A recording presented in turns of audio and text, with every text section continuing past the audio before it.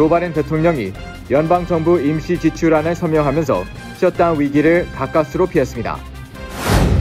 한국 정부가 오늘부터 백신 접종 여부에 관계없이 모든 입국자에 대해 10일 격리 조치를 내렸습니다. 계약사 7곳의 부스샷을 조사한 결과 모두 최 90% 이상의 예방률을 보이고 있다는 영국의 연구 결과가 나왔습니다. 뉴욕 시내 사립교 및 미슨스쿨 근로자들은 오는 20일까지 백신 접종을 최소 한 차례 이상 받아야 합니다. 어제 브루클린에서 경찰에 쫓기던 한 절도 용의자가 시동이 켜진 스쿨버스를 훔쳐 도주극을 벌였습니다. 어제 늦은 밤 뉴욕 콜럼비아 대학교 학생 한 명이 괴한이 찌른 칼에 사망했습니다. 범인은 뉴욕 퀸스 갱단의 한 멤버로 밝혀졌습니다. 어제 UN 본부 앞에서 총을 들고 나타난 남성이 경찰관의 대치 끝에 체포됐습니다.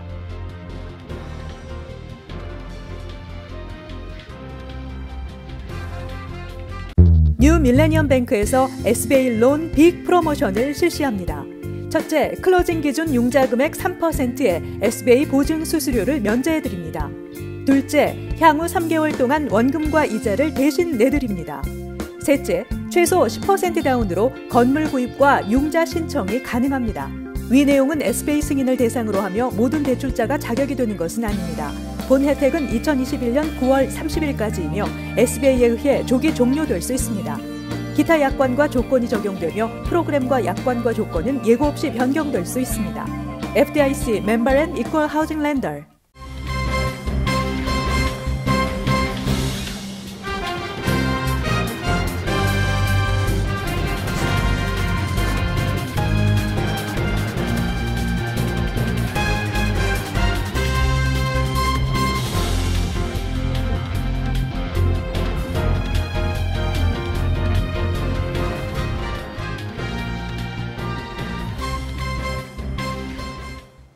여러분 안녕하십니까? KBTV 뉴스9 이창원입니다. 조 바이든 대통령이 연방정부 임시 지출을 지원하는 안건에 오늘 서명했습니다. 오늘까지 예산 처리가 이루어지지 못할 경우 연방정부가 셧다운에 들어가야 하는 상황을 피한 것입니다. 첫 번째 소식 김은지 기자가 전해드립니다. 오늘 오후 바이든 대통령이 내년 2월 18일을 시한으로 하는 연방정부 임시 지출안에 서명했습니다. 연방정부의 2022회계연도는 지난 10월 시작됐지만 의회는 3일인 오늘까지를 시한으로 하는 임시 예산만 통과시킨 상황이었습니다. 이로써 오늘까지 예산 처리가 이뤄지지 못할 경우 불가피했던 셧다운 위기가 고비를 넘기게 됐습니다. 특히 미국 내 오미크론 변이가 확산하는 시점에 연방정부 셧다운은 의료 및 연구인력 감축을 낳을 수 있어 우려가 커진 상황이었는데 오늘 바이든 대통령의 서명으로 연방정부를 앞으로 11주간 더 운영할 수 있는 시간을 번 셈입니다. 앞서 어제 하원은 이 안건을 표결에 붙여 찬성 221대, 반대 212로 가결시켰고 몇 시간 후 상원도 찬성 69대, 반대 28로 통과시켰습니다. 이 법안에는 내년도 본 예산안에 대한 초당적 합의에 도달할 때까지 전년도 수준에서 연방기관에 임시로 예산을 지원한다는 내용이 담겼습니다. 일부 공화당 의원들은 셧다운에 들어가더라도 조 바이든 행정부가 민간 기업에 부과한 코로나19 백신 의무화 시행을 막아야 한다는 강경 입장을 취해왔습니다. 공화당은 백신 의무화를 막기 위한 수정안을 제시했지만 받아들여지지 않아 부결됐습니다.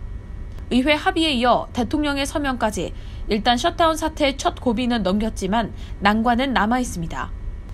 이달 15일 기한이 도래하는 부채 한도 상향한 문제가 있는 데다 내년 초 예산 처리 문제를 놓고 양당 간 충돌이 불가피해 갈등은 지속될 전망입니다.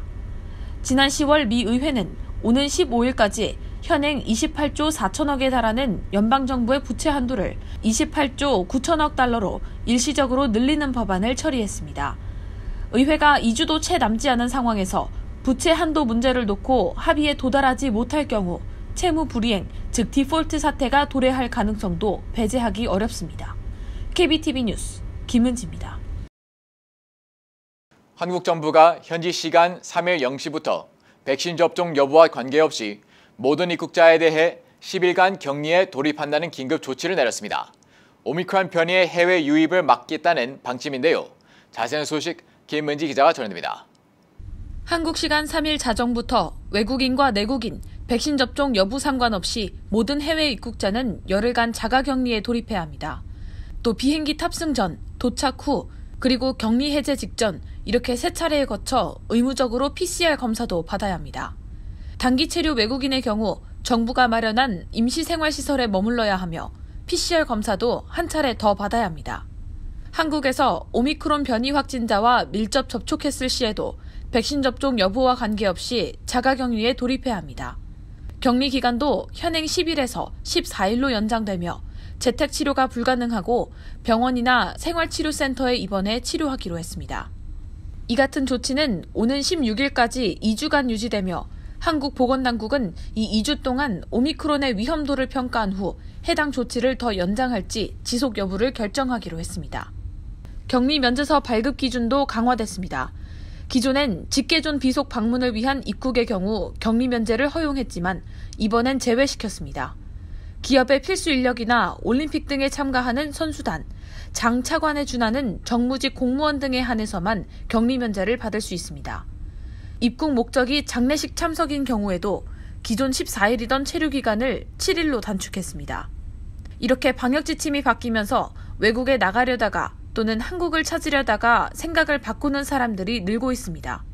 해외에서 잠시 한국에 입국하려던 사람들의 경우 이미 발급해놓은 자가격리 면제 확인서가 무용지물이 됐거나 한국에서 잠시 해외여행을 다녀오려던 사람들도 당장 출근이 어렵게 됐습니다.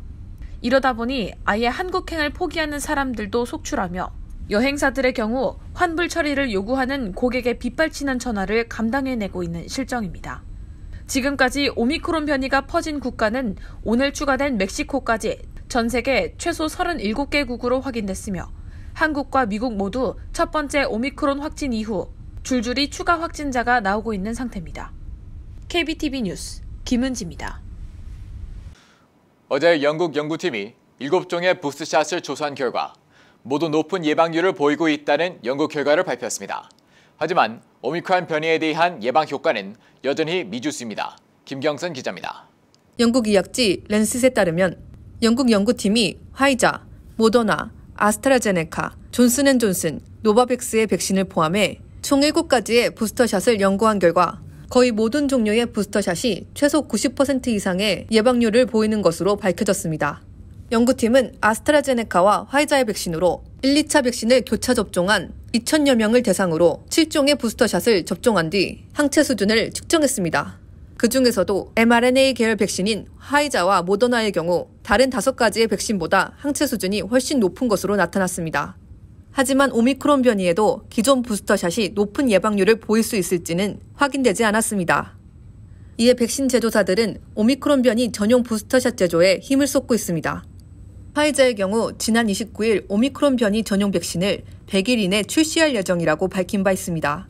또한 어제 언론을 통해 알버트 불라 화이자 최고 경영자는 오미크론 변이 전용 부스터샷이 결국 필요할 것으로 예상된다면서 높은 예방 효과를 유지하기 위해 앞으로 몇 년간은 매년 부스터샷 접종이 필요할 것이라고 말해 화제가 되기도 했습니다. 모더나의 경우도 지난 1일 오미크론 변이 전용 부스터샷 개발을 시작했으며 빠르면 내년 3월, 늦으면 내년 하반기에 출시될 수 있다고 입장을 밝혔습니다. 노바백스 또한 어제 다음 달부터 오미크론 변이용 백신을 생산할 수 있을 것이라고 밝혔습니다. 또한 오미크론 변이용 백신 개발과 동시에 기존 백신이 오미크론 변이 예방에 효과적인지 연구하는 투트랙 전략을 펼치고 있다고 언급했습니다. 한편 오늘 식품의약국 FDA는 오미크론 변이 전용 백신과 치료제를 신속하게 검토하기 위해 가이드라인을 세우고 있다고 월스트리트저널이 보도했습니다. 이에 따라 제약사들은 FDA 승인을 받기 위해 어떤 종류의 연구와 데이터가 필요한지 미리 지침을 받을 수 있어 보다 빠르게 승인 요청을 할 수 있게 될 것으로 예측되고 있습니다. 한편 캐시 호컬 뉴욕 주지사는 어제 뉴욕주 5명의 오미크론 변이 확진 소식을 접한 뒤에 부스터샷 접종을 적극 권고했습니다. 그러나 부스터샷을 맞지 않아도 여전히 백신 접종을 완료한 것으로 인정받을 것이라고 언급했습니다. 부스터샷을 접종한 경우에도 오미크론 변이에 걸리는 사례가 나타나고 있는 가운데 새로운 백신의 개발이 오미크론 변이 확산 우려를 종식시킬 수 있을지 기추가 주목됩니다. KBTV 뉴스 김경선입니다. 뉴욕시가 시내 사립교 및 미션스쿨에 종사하는 약 5만 6천여 명의 근로자들에게 백신 접종을 의무화하는 조치를 내렸습니다. 기한은 20일까지로 정했습니다. 계속해서 김경선 기자의 보도입니다. 뉴욕타임즈에 따르면 어제 드블라지오 뉴욕시장은 백신 임무화 조치를 시내 사립교와 미션스쿨의 모든 직원들까지 확대할 것이라고 발표했습니다. 그러면서 학생들은 백신 임무화 조치 대상이 아니라고 덧붙였습니다.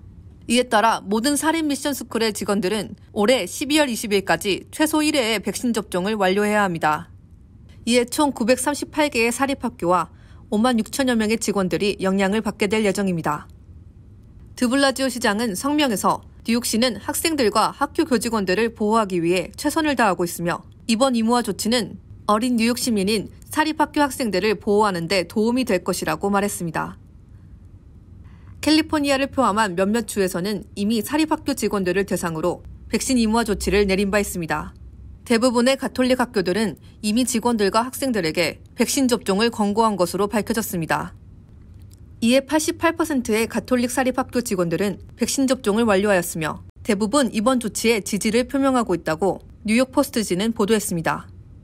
유대교 교육기관인 예시바 관계자는 이번 조치는 많은 반대를 불러일으킬 것이라고 의견을 표명했습니다. 다른 직원도 대부분의 예시바 직원들은 백신 접종을 맞지 않았으며 직원 중 한 명도 백신을 맞지 않은 학교가 있을 정도인데 어떻게 백신 접종을 강요할 수 있느냐는 입장을 내놓았습니다. 이에 일부 유대교와 카톨릭교 지도자들은 이번 조치에 즉각적으로 대응하여 드블라지오 뉴욕시장에게 임무화 조치 재고를 촉구하는 서한을 보내기도 했습니다. KBTV 뉴스 김경선입니다. 어제 브루클린 지역에서 경찰에 쫓기던 한 용의자가 시동이 켜져 있는 스쿨버스를 훔쳐 도주극을 벌이다 결국 체포됐습니다. 용의자는 앞서 12건의 체포 이력이 있는 인물입니다. 김은지 기자의 보도입니다. 어제 오후 3시경 뉴욕 브루클린 이스트 51스트리트에서 스쿨버스 한 대가 경찰관들과 추격전을 벌입니다. 주차된 차들로 사방이 막힌 스쿨버스는 주변에 15대에서 20대 정도 가량의 차들과 충돌하며 빠져나가 보려 합니다. 운전자는 43세의 앤서니 레이스, 당시 중절도 혐의로 경찰에 쫓기고 있던 용의자로 시동이 켜진 채 방치된 비어있는 스쿨버스에 올라타 도주극을 벌인 것입니다.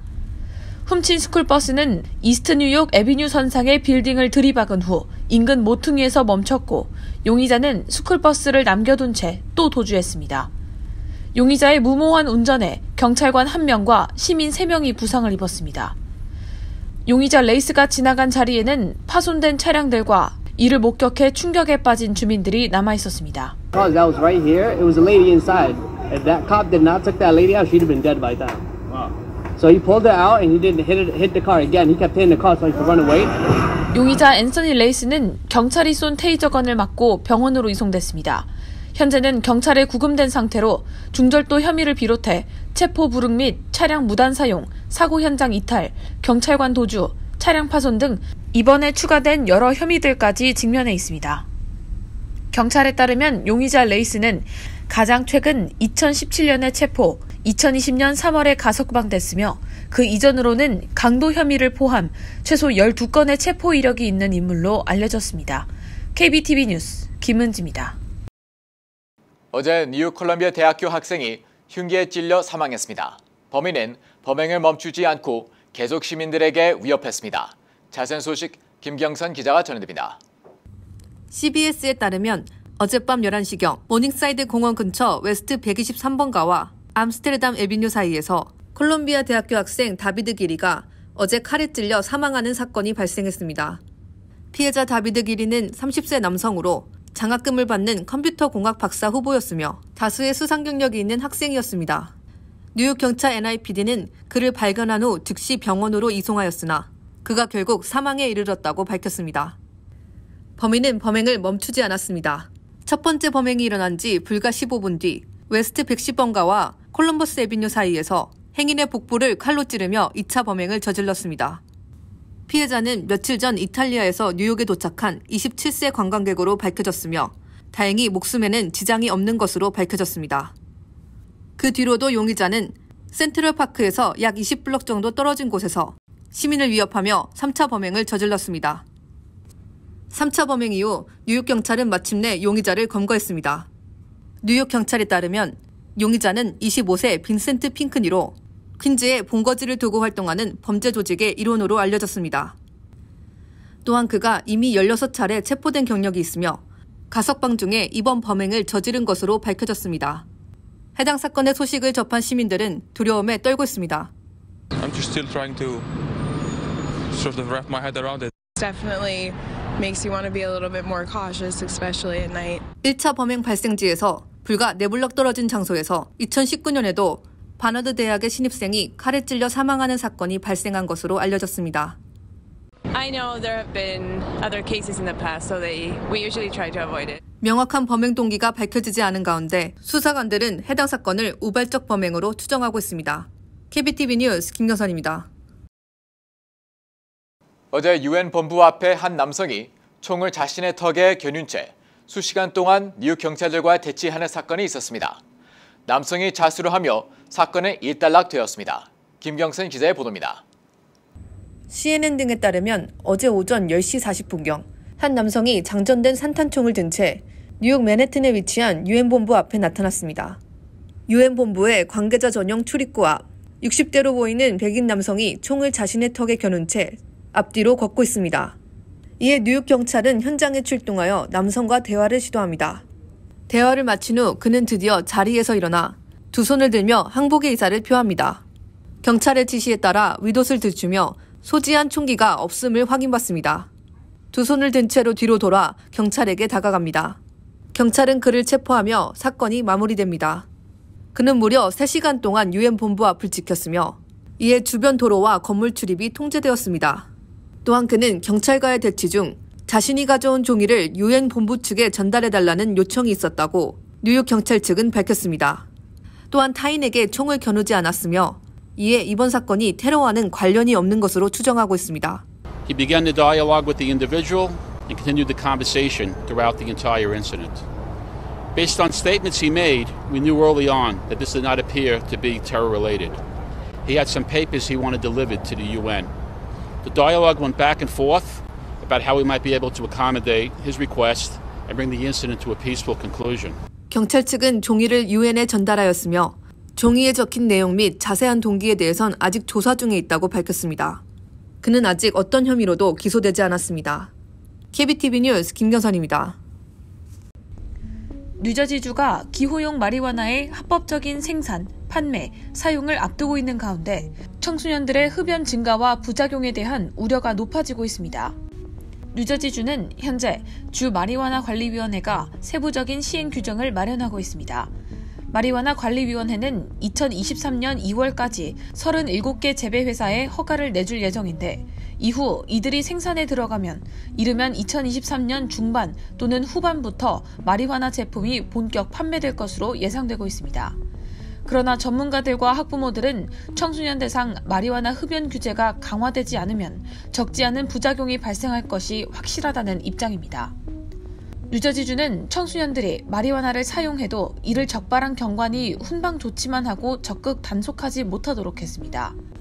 이에 보건 전문가들은 이 규정을 고치지 않으면 청소년들의 마리화나 사용 급증은 물론 사고, 마약 사용, 각종 질환 증가로 이어질 것이라고 경고하고 있습니다.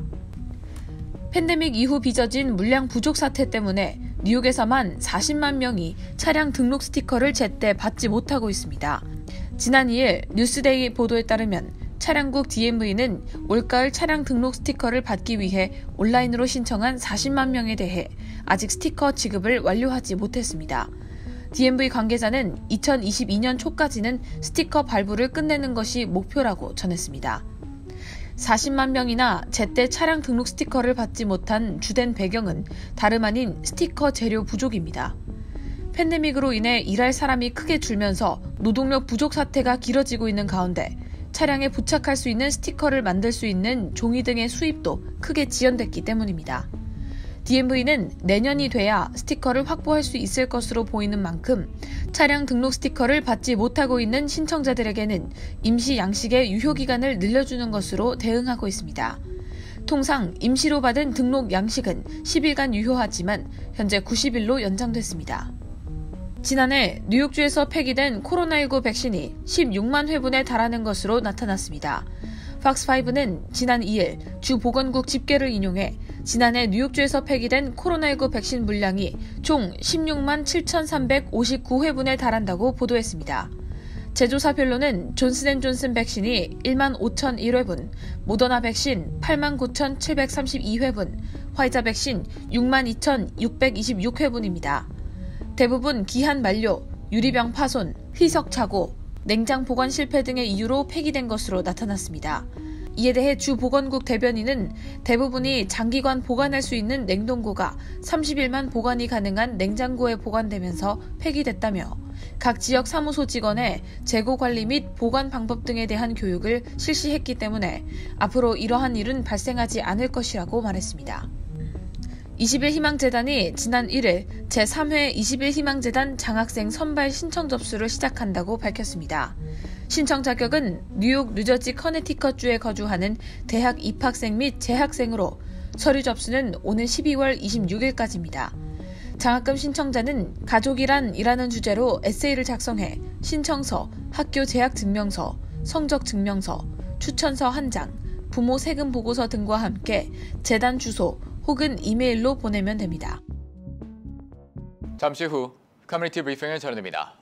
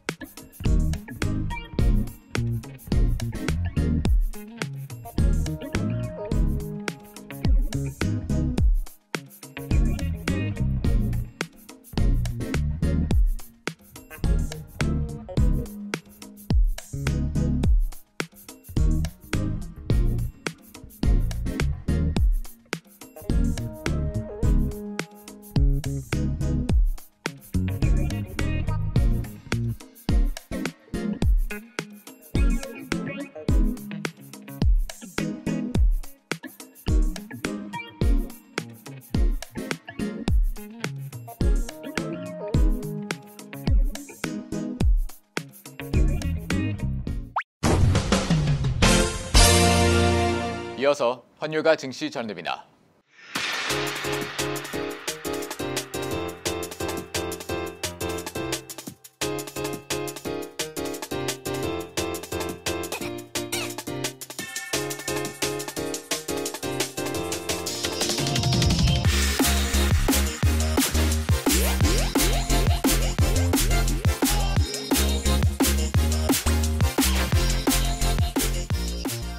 잠시 후 뉴욕과 뉴저지 날씨 전해드립니다.